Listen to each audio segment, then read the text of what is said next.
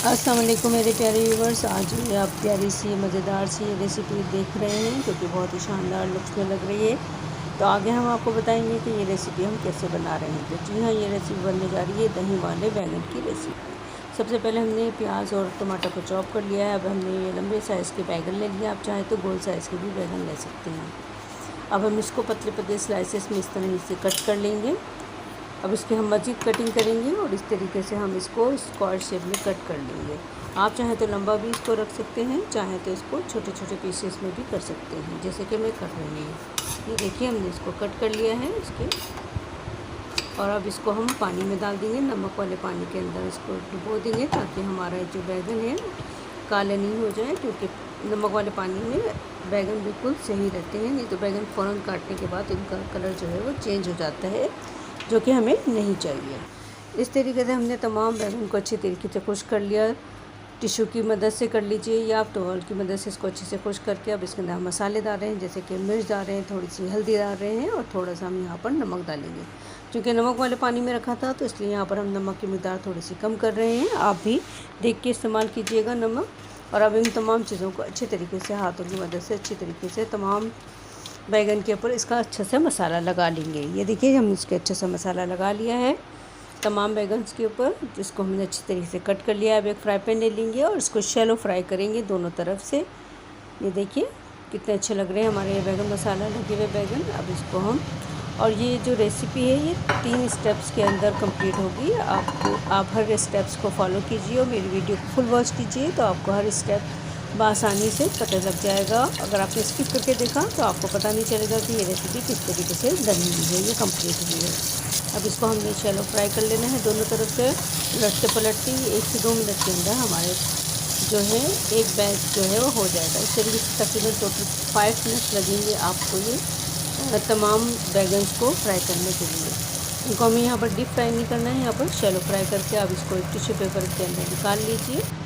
ये देखिए, जैसे कि मैंने निकाल लिया है, तमाम बैगन को फ्राई कर लिया और कितने अच्छे लग रहे हैं लुक वाइज माशाल्लाह। अब एक फ्राई पैन ले लेंगे और यहाँ पर हम थोड़ा सा ऑयल डालेंगे 2 चम्मच जितना, और इसके अंदर हम अपनी चॉप की हुई प्याज डाल देंगे। सबसे पहले हमने यहाँ पर जीरा डाला है थोड़ा सा, साथ में चॉप की प्याज डाल दी। 1 अदद प्याज है जिसको हमने यहाँ पर चॉप किया है।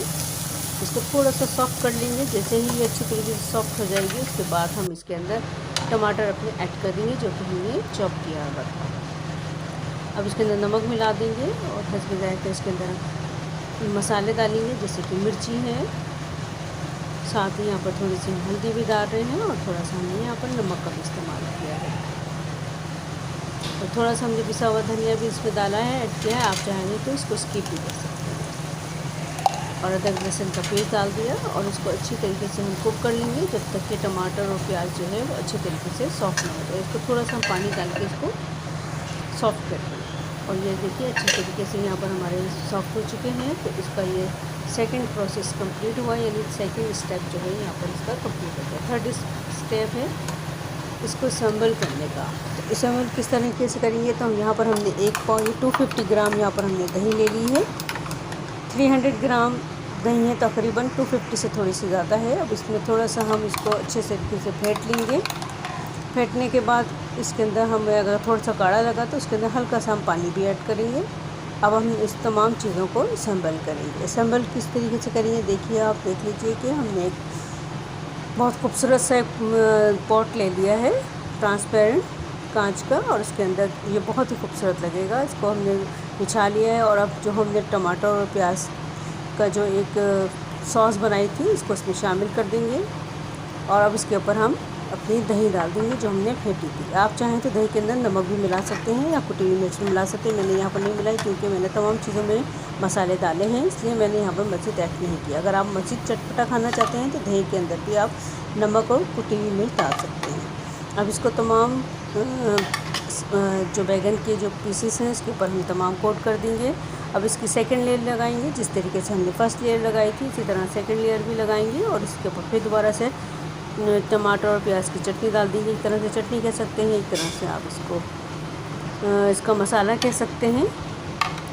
और ये देखिए हमने तमाम डाल दिया। फिर दोबारा से इसके ऊपर हम दही को पोर कर देंगे और तमाम पीसेस के ऊपर हम अच्छे तरीके से इसको कवर कर देंगे। अब हम इसके लिए हम तड़का तैयार कर लेते हैं। ये देखिए तड़का तैयार कर रहे हैं। दिखने में ये बहुत ही इजी रेसिपी है, लेकिन थोड़ा सा टाइम कंज्यूमिंग रेसिपी है, क्योंकि हर स्टेप को अलग अलग करना पड़ता है, तो इसमें थोड़ा सा टाइम लगता है। आप इसको फुल वॉच कीजिए और देखिए, और बहुत ही टेस्टी मज़ेदार सी रेसिपी है। चावल के साथ तो इसका जायका बहुत ही ज़्यादा अच्छा आता है। और हमने इसके ऊपर ये बघार डाल दिया सिंपल सा। अगर आप चाहें तो इसमें कड़ी पत्ता भी ऐड कर सकते हैं। इस वक्त मेरे पास कड़ी पत्ता नहीं था, नहीं तो मैं ज़रूर इसके अंदर कड़ी पत्ता भी डालती। और ये टेस्ट में बहुत ही लाजवाब है। अब इसमें थोड़ी सी गार्निशिंग कर देंगे चाट मसाले की। और ये मज़ेदार सा दही वाले बैगन जो है तैयार हो गए हैं। अगर जो खाने के शौकीन नहीं होते हैं बैगन, तो वो भी इस रेसिपी को बड़े शौक़ से खाएंगे। उम्मीद करती हूँ आपको ये मेरी रेसिपी अच्छी लगी होगी। अगर अच्छी लगी हो तो प्लीज़ लाइक और शेयर कीजिएगा, कमेंट्स कीजिएगा प्यारा सा। और अगर आप नए हैं मेरे चैनल पे तो ज़रूर मेरे चैनल को सब्सक्राइब करते हुए जाइएगा। ये मज़ेदार सी रेसिपी एंजॉय कीजिए गर्मियों में, और मुझे